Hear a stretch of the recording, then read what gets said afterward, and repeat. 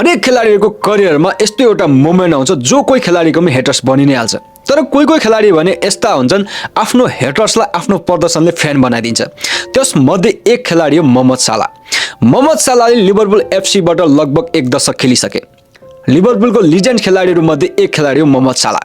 र मोहम्मद सालाले लिभरपुल एफसीबाटै खेलेर प्रिमियर लिगमा धेरै रेकर्डहरु राखेका छन् र विश्व फुटबलमा आफ्नो नाम सुनौलो अक्षरले लेखिसकेका छन्। तर पछिल्लो समय भने मोहम्मद सालाले लिभरपुलको फ्यान्सहरुलाई स्तब्ध बनाएको छ। मोहम्मद सालाको अफिसियली ट्रान्सफर भने अझै भएको छैन। तर पछिल्लो समय रियल बेटिसले आफ्नो फेसबुक पेजबाट मोहम्मद सालाको फोटो राख्दै वान लास्ट डान्स मो भनेर एउटा फोटो सार्वजनिक गरेको छ।